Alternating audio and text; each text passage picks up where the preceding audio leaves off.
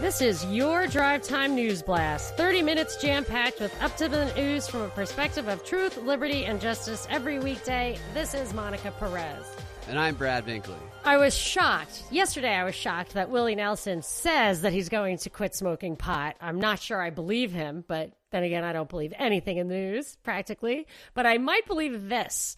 CNN.com had a headline right up at the top, Trump may win for this reason alone. So I wondered, what do you think it might be? Because they impeach him. That's what I thought.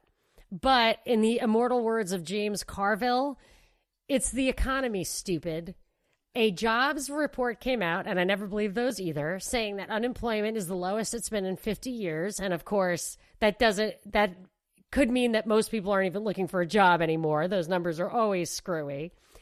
But they said that that could do it. And then at the same time on Fox, it didn't say that, but I saw somewhere around there a headline from Rush saying Democrats are going crazy because Trump brought us peace and prosperity, and there's no beating that. Okay, so I had a vision of how this was all coming together. And at the same time, the other headline I saw was North Carolina Congressman George Holding, I think his name was. He will not seek re-election because there was redistricting for him, and he thinks it's going to be tough to win, I guess. He didn't say it would be tough to win, but whatever. Okay. So I see this all coming together as a possible scenario that I actually think, if I had to pick one scenario I think is most likely of all scenarios, not like a 60% chance, but a greater chance than any other. It's that, okay, so we have peace and prosperity. That gets Trump reelected. But this redistricting and the fact that so many Republicans are stepping down and not running a record number, I see over 2020 and 2022, Democrats take over both the House and the Senate.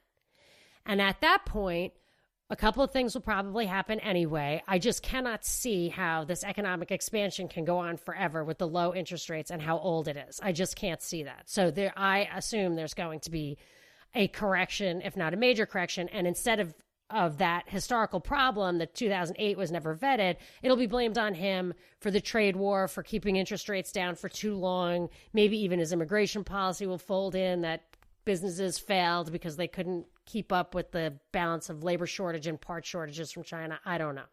So he's going to have all that. At the same time, and I want to talk about this later in the show, at the same time, I think we are kind of headed towards war. I think we will have neither peace nor prosperity in his second term. And at the same time, you're going to have the legislators all be Democrats. And like we saw with George W. Bush, these guys rubber stamp that stuff. The Democrats make the laws and the Republicans will sign them. And even though you'll get maybe like a Reagan style, well, his second term was nothing like his first term. He really started slipping. He really started getting old. He really started getting frazzled. His core guys left him. He had nobody there. Like all those narratives that you hear for why they sell you out in the second administration. The paradigm has shifted on me so many times that looking at the past isn't always a way to get to this level of refined prediction. But I feel like we're being set up for policies we didn't want, and that Russia's peace and prosperity is kind of like Fukuyama, was that his name? Fukuyama writing the book, The End of History, right before like 9/11. And he didn't mean it like the end of history in a bad way. He meant, we're in the utopia. We're in the social democratic utopia now. It's just like a harbinger of doom. So that was the big picture insight I had from all this. I don't know what the word harbinger means, but I know that a character on a superhero show that I saw the other day became a harbinger. Okay, I think it means, I mean it to mean foreshadowing, a sign, a symbol of something to come. Okay, that would make perfect sense. For your character? For the superhero reference okay, also. Okay, great. Yeah. All right, I think we got that one. So, yes, that's what I think sometimes these predictions are as sure a fire thing as me hanging my last picture on the wall. When I do that, we have to move. Like, whatever reason it is, once the last box is unpacked, but for me, it's the last pictures hung on the wall, that is a harbinger of moving. Interesting. I've learned a new word today and a new Let's application. hope I got it right. I didn't know there would be a quiz. So what did you come up with? I know that there was plenty of the whole soap opera that's on your radar too. I have some thoughts that go with what you were saying that spawned in me after seeing a story where Representative Al Green, he's a Texas Democrat, he told C-SPAN last night that there is no limit to how many times the House and the Senate can try to impeach Trump. Now, he's not suggesting a double jeopardy type situation or anything. What he is saying is that he's certain that Trump will commit additional impeachable offenses in the future, and that when he does, they'll just do the whole circus all over again. And he predicted that Pelosi will say this. He said that it's my belief that the speaker will probably say that we are going to move forward with what we have now, but we are not going to end investigations, and that there may be a possible opportunity to do other things at a later time. I don't know if you remember, we did a show on WSB months back, probably closer to the beginning of the year, where we went through a list of what to expect. And we do that in the first show of the year, usually January 2nd or whatever. We said hearings, investigations, endless you said ones, that, because yeah. I basically read straight from the Indivisible guide that was released, the new one that was released after the 2018 election, and everything that they said would happen is happening, and that's because that was the plan. The plan was not, we need to find the truth, we need to uncover facts. The plan was, we're going to do these endless investigations and these hearings, and that's what's going on. And it got me thinking that I think Trump is absolutely going to win 2020. I don't think there's a chance he doesn't win, but I'm not certain that he's going to get through that term, through the end of that term. Yeah, because that's possible. As we talked about, they're building up Russia to be an enemy. So by continuing to push this Russia narrative throughout the next year, it's going to keep Russia in people's minds. And the presumption on both the mainstream left and the mainstream right is that Russia is an evil enemy that attacked us. Even people who are defending Trump aren't saying that, yeah, Ukraine might have done it. They're saying, no, Ukraine didn't do it, but Trump reasonably had a reason to believe that he should investigate Burisma and Biden. So this agreement that Russia is evil is going to continue to be the premise in the public. It's an indirect effect of what's going on here, and there has to be that triggering event. I fear, yeah. So what's the triggering event? So here's the thing. I fear there's a couple of things even more sinister than if you stop where you're stopping. One is that Russia isn't really about Trump. Russia is the point. Trump is about Russia.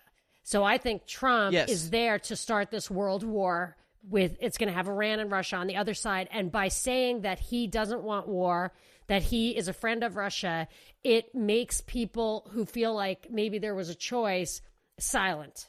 Like he wouldn't have done this if it weren't, and then that's when you're getting at Anderson Cooper. He might be a crazy lunatic a-hole, but we all know he's a patriot or whatever. Like, oh, who knew he was a patriot? And he's bombing Russia, And then there was one other thing, but go ahead, respond to that. Suspend disbelief for a moment. Let's say Trump wins in 2020. I think he will. The triggering event for the left, at least what they've been building people up through all this activism and organizing, is that democracy is failing. Well, that's what the tripwire guy said. And win. The tripwire, exactly. And if Trump wins, then their perspective is democracy has failed. What do we do now? And so the triggering event here is that Trump won, but they would, to get people to support an aggressive action against Russia, it's got to be more than just we're mad domestically. And I think you're right. So, they are going to undermine democracy itself, which, as you pointed out when we were talking about suppressing speech, that is the kind of thing that goes behind a war. Any kind of like hardcore military. We need to, it's like from Lincoln to W, we need to suspend the Constitution to save it kind of thing. Yeah, I think a possibility, I think there's multiple possibilities, but I think one possibility is that Trump wins and then they do more investigating, except this time both the left and the right agree that Russia hardcore interfered and in fact did jeopardize the election and Trump did not win legitimately. I think that that's the way that you get Trump to win, and that you also get him out of office and you put someone in there, because you have to have that consequence of what is this major thing that Russia did that is going to cause us to say we were attacked and we felt pain. Now, maybe there's some fake news out there that causes two groups to get into a violent clash and they can say it was Russian propaganda, but I think there's a possibility that they say that the election is invalid and they remove Trump from office, and it's not going to be Pence because they'll say that the election wasn't valid. I don't know. President Nancy Pelosi gets to launch the war against Russia. I can't see the Republicans. I mean, I would expect if it's going to go that way, I would say it's a rerun of what happened this time, which is people say there is interference, but it didn't change the outcome. Kind of like the Roy Moore thing. You might know in your heart that it did, but I don't think you're going to get stipulation. Yeah. But I would say just one other thing. When you were talking about the indivisible plot of having endless hearings and everything, their stated purpose was to keep him from getting anything done. And I would say that is actually not the purpose, that the purpose is to distract us from what they are getting done. Just like we saw NATO say, that Trudeau, Macron, Trump thing, that was just a show. Behind closed doors, we got this all buttoned up. And I feel like that's how the USMCA thing is going. Pelosi's like, we'll get it all buttoned up when we take away free speech at home. But it's just a detail. Don't worry about it. We're going to just directly deal with the White House. Nobody needs to know because it's a treaty. There isn't as much, whatever. It doesn't have the same process, it seems like. I mean, I guess it does. But anyway, I feel like they're going through the process without the kind of scrutiny that they should get. And we're worried instead about the impeachment process, which doesn't have that kind of policy stuff. So I would think it's a distraction rather than stymie. Definitely a distraction. Definitely keeping Russia on the top of the public mind as the enemy. Yeah, but I think that's about war, especially since what those tripwire That's what I think. That's what I'm saying. And Iran. It's about... I would say also like the Iran thing. Yeah, Iran. I want to talk about your Biden thing, but let me just interject this Iran thing, if you don't mind. Didn't you have something you want to... Oh, the other Biden thing. Yeah, okay. All right, so here's the Iran thing. So I've been here. So yesterday we talked about 14,000 more troops going over there. Today I heard this long drawn out thing on Fox where the guy was like, so we went in there and we killed all these terrorists, but it was in a foreign country. So I don't, you know what I mean? Like we are in some foreign country killing people. This guy's telling us are terrorists. Of course you're terrified because you're in their country. And he said, and what they were doing is they were shooting at us. Every single one of them was holding right out of the box, brand new weapons from Iran. Meanwhile, the last time I saw a picture of weapons right out of the box said U.S. Army, by the way. Like there are pictures like that where like, why does Al-Qaeda have U.S. Army weapons? You know, they were stolen. We lost them. So he's talking about, they're just saying like, Iran is attacking Americans, but when we have soldiers over there, you know, that doesn't count. People don't understand. But the fact is, it's drumbeats of war, which I always hear. I always hear them, and they're usually in service of defense spending. But now, with this autarky and the two shootings, the naval-based shootings, did you look into those at all? I didn't go deep on them. I saw them. You're talking about it's Pearl nothing. Harbor. Yeah, there were two, though. There was one this morning as well at an air station in Pensacola, Florida, and it was a Saudi Arabian aviation student. I mean, that's what 9/11 was. In Florida, Saudi Arabians taking air, you know, so this harkens to that 9/11 event that triggered the wars over there that we're fighting now. And then the one 2 days ago, or the one on Wednesday, was in Pearl Harbor, and they actually said in the opening paragraph that it was at the location. Pearl Harbor Day is tomorrow. And I said, you know, this is just a few days before Pearl Harbor Day where the provocation for World War II happened. So they're really, they're bringing up like real latent feelings of just wars, right? They're not talking about the Gulf of Tonkin and Vietnam. They're talking about wars that still feel patriotic to us. It's interesting. They draw up the 9/11 feelings as well as the Pearl Harbor feelings with two separate incidents. In the same week at naval bases. And there has to be something psychological about impossible to believe coincidences. People don't think they're coincidences because they're not. But they don't look at this being like some kind of conspiracy. They look at it as being a sign, a portent, a harbinger. But there's one more thing. A harbinger. Yeah. The one more thing is that I did notice, and I hope this is as far as it goes, but Bibi Netanyahu said, he actually said, I can annex the entire Jordan Valley, even though it's like against international law, something like that. I'm sure he didn't say that, but the article I read in Haaretz, which is it's in English language, but it's an Israeli newspaper, I think from the left. It says, I can annex the Jordan Valley in its entirety, despite anyone's objections, if you let me form a government. So my idea that all this escalation, all this only I can deliver is about his election. Now, that doesn't mean this isn't real and bad stuff isn't happening, whatever, but, we're always agitating against Iran. And we're also now, for decades now, agitating against Russia. So I don't know when that's all going to come to a head. China. I think Russia, China, Iran is going to be the new axis of evil. Russia and China have been getting that's closer working and together. I do believe, and have always believed, that Trump was going to be the person who brought it, because the Republicans can somewhat distance from him, but not totally, and they don't really care as much. And the Democrats can totally distance from him. Then they can take the reins and prosecute the war the way LBJ prosecuted Vietnam. And Harry Truman, aren't those guys all Democrats? They all prosecuted these wars, although the Democrat Party doesn't really have to own war for some reason. I don't know why. Yeah. Interesting, the use of the word harbinger. Harbinger in the show, I just kind of put this together. I don't pay too close attention to the show. I kind of watch the show because it's stupid in and of itself, and I also like to take a shot every time a new lesbian character is introduced, so you're really hammered. Boy, I didn't think you were that much of a heavyweight, buddy. I mean, it's a lot. You're getting in shape now. So it's a superhero show, and it's called Crisis on Infinite Earths, where all the superheroes of Justice League, I believe, get together because there is a crisis coming that's going to destroy the entire multiverse, which is kind of like a major war in theme. And they have this harbinger who is going around and letting them know the information they need to know, or whatever it is. I don't quite understand the character yet. It's a new character. Really?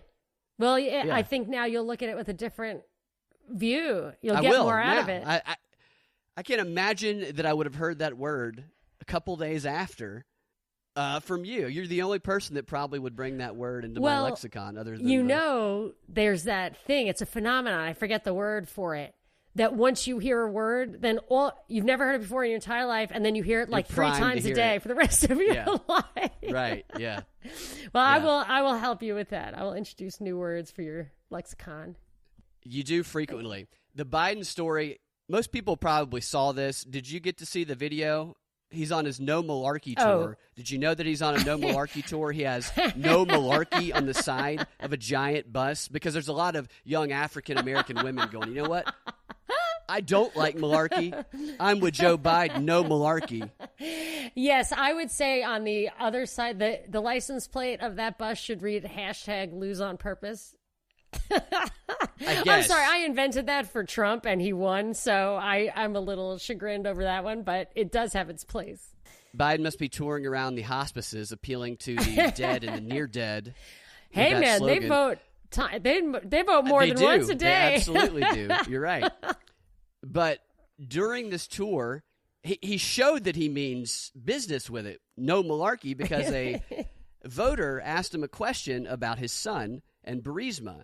And Biden completely goes off on him. I mean, the guy asked a legitimate question about his son working for Burisma and the implications of it. And Biden goes, "You're a damn liar, man. You're a damn liar." And then he challenged the guy to an IQ contest and a push-up contest even. Dude, obviously Biden was just looking for an opportunity to do that. And he got a lot of press for it. Do you think the person who fed him the line was just any old person feeding him the line? Well, the person who fed him the line said he would still vote for Biden, which I thought was interesting. But the article about it, he was probably a plant. Right. That's what you're asking. asking. Just doing I a good think job he probably of it. was. Better job of it than Biden's bad acting. My favorite line that Biden said, because the guy implied that Biden gave his son a job, helped his son get a job at Burisma, which absolutely he did. Biden responds with going, "No one has said my son has done anything wrong. Get your words straight, Jack." Ooh, he jacked him. It sounded like a threat. Yeah. The best that is part such about a dated expression. So dated. That's what it says on the other side of the bus. Get your words straight, Jack. Yes, that is. I mean, you're bringing me back to like my childhood. I know. It's so old school. The article that I read about this started off by calling the guy a voter who asked a question. And by the mid part of the article, it says this. It goes, the heckler at the Iowa event also questioned Biden's fitness for office, to which Biden responded by challenging the man to a push-up contest and an IQ test, which he did. I watched the video. He did actually do that. No, he didn't do the push-ups. Because, rich guys like that have a lot of time to exercise. If he would have got down and done push-ups, that would have been hilarious. But there was also question about whether or not Biden referred to the guy as fat or whether he said facts, as his campaign said that he said. I think Jack. He says... Yeah, I think he said facts. I don't think he said fat. It wouldn't make sense. But, yeah, I know. So I just thought it was funny that the guy started off as a voter, but then once he asked a question that, maybe Biden's son got help getting a job, he became a heckler. It actually bothers me when they say, did he get help getting a job? I mean, Hunter was there as an operative. It wasn't about, I mean, of course they're going to take the salary. It's like tax-exempt foundations. They're there to subvert America, and they don't have to pay taxes. So, I mean, but I think the salary he drew, the job he got was not quite as important as the job he was doing. Anyway. Absolutely.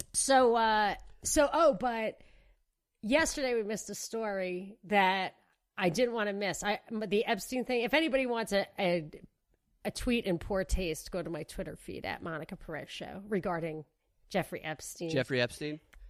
There's been a lot of Jeffrey Epstein news coming out lately because there's a book that is being released by the guy who allegedly exposed Hulk Hogan and he did a bunch of gossip stuff. Right, the Gawker guy? He has won some awards. Gawker guy?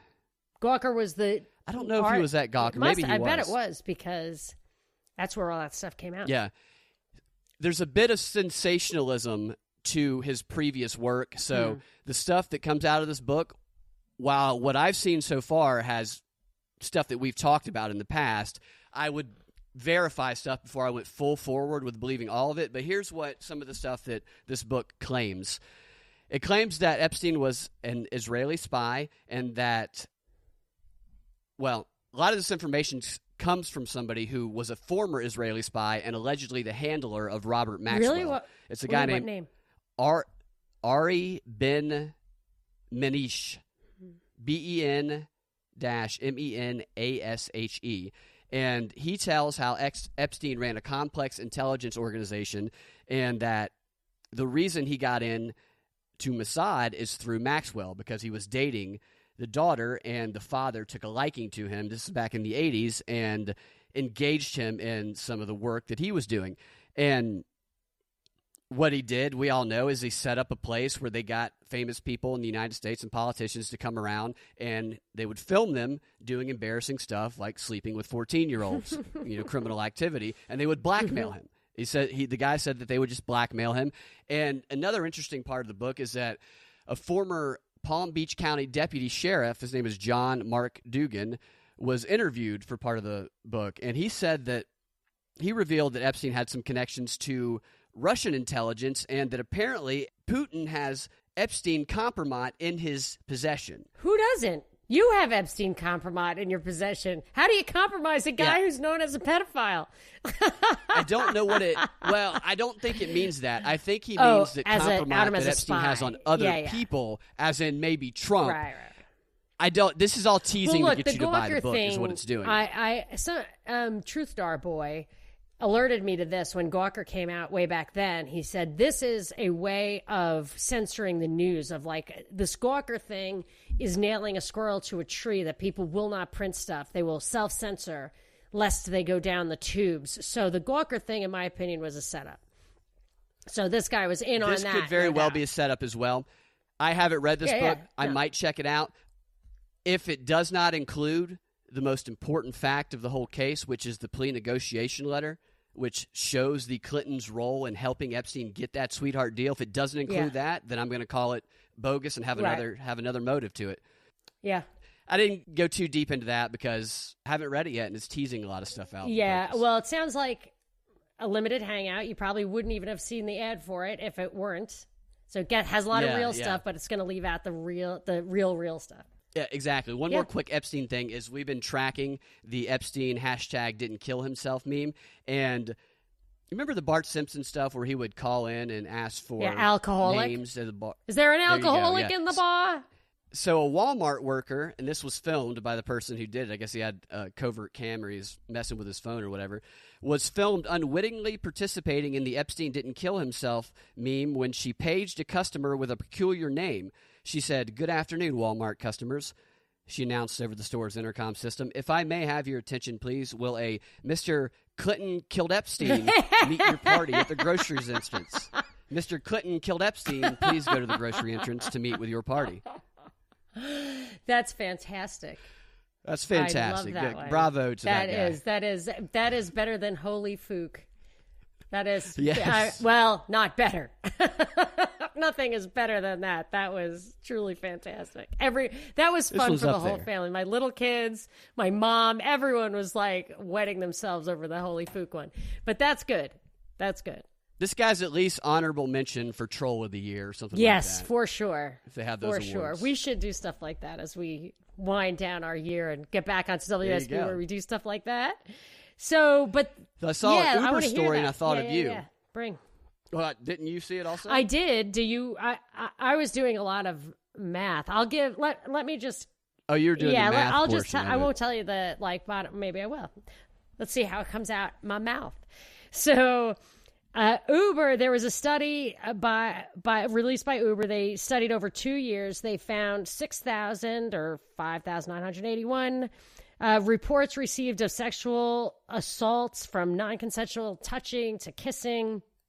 And they had 19 deaths from physical assaults. 8 were riders, 7 were drivers, 4 were outside the car. 97 fatal car crashes in that 2-year period.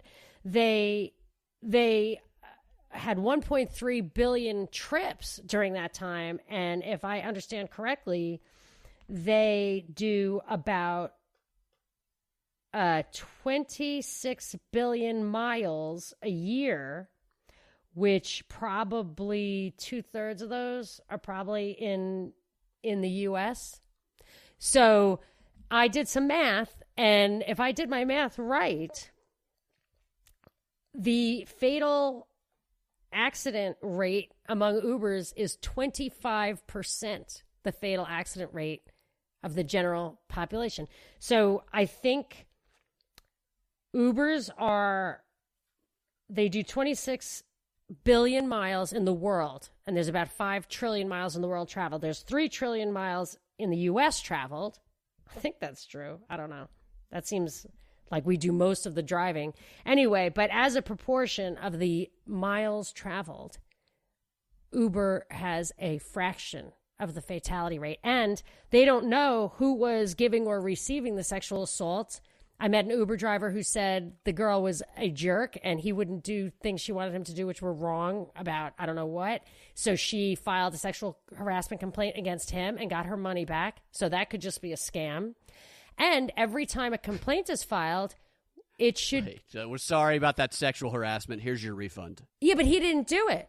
He quit. It was Lyft. He said he never drove for Lyft again because they made him give the money back, and she was bad, and she just did that because it was a weapon. And that's when I first realized that you tell these girls, he said she was like a bougie 18-year-old, whatever that means. I know what that means because I think I have a bougie 15-year-old. But so she, not really, but this girl was like a spoiled punk, and she knew what weapons were at her disposal, and she didn't like him and wanted to punish him, and she did. But anyway, so I think that if they do stuff like that, they should file police reports because everyone's identity is known. I mean, it'd be very easy to press charges, and that should be their policy. And it seems to me that it's much safer to deal with Uber than even yourself. That's what it seems like.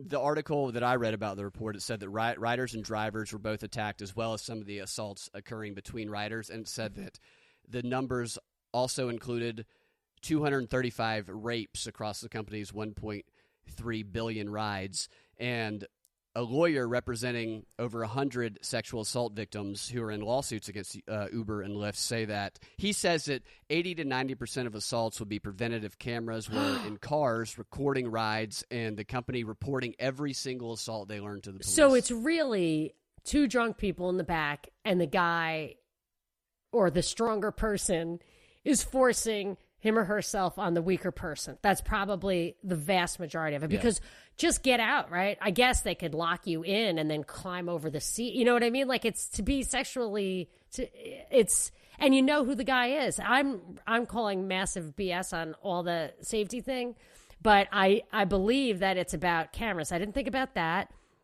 It could also be about unionizing for the protection of the drivers. But that's about changing to driverless.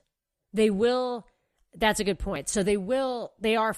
It seems to me that the drivers are going to be agitated to the point where they make it look like it's their own fault that this job had to get automated, which is ridiculous, because to automate driving, it's taking the Department of Defense. That is not a market-driven thing to do. But once the Department of Defense gives the technology advantages to the person of their choice, you know, you've heard my libertarian take on that before. I love it. Thank you. I'm glad you like it.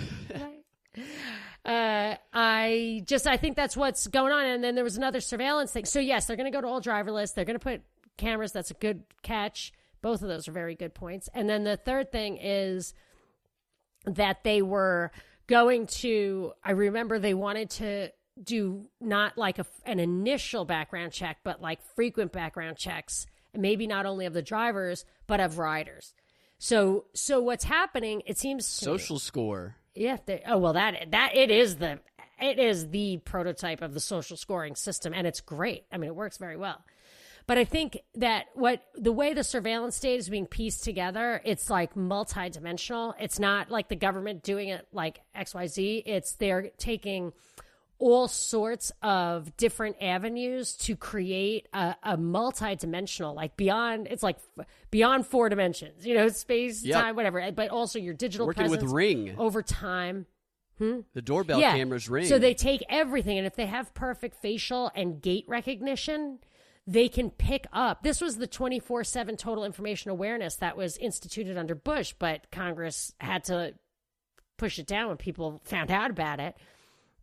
And their idea was that when your presence in the surveillance state is dropped by one camera or thing, it gets picked up by another one, just like the machine and person of interest. And that's it seems like it's happening, but it's public-private. Yeah, I saw another article, which I didn't get too in-depth, but I have read a little bit about it in the past, is Ring's cooperation with the police officers around the country, giving them free cameras and stuff. They want to be the company of the police that the police use, and Ring is also in, like, everybody's doorbell now. Yes, I have it was in the house when I moved in, a camera system, just like for burglars and stuff, and there was a burglary across the street, and I let the cops take that thing because it was a real crime. They had a reason. They had the guy, you know. And I don't want burglaries in my neighborhood. It's totally legitimate, in my opinion. Maybe I'm missing something. But what I would never do is let them monitor it. Yeah. You know, I just let them download the time period that they wanted. And I was there. I saw the whole thing happen because I couldn't get into my damn house. But yeah. Anyway. Well. It's Friday. It is Friday. Mm-hmm. And it's getting close to Christmas. And I have kids, so I'm busy. Busy. Getting into those parking lots. Oh, are you getting them gifts this year? Why wouldn't I? Because they're so bad? Have they been bad? Are they on the list or what? I don't say naughty list because that's just creepy. Why is there digital a naughty addicts. List?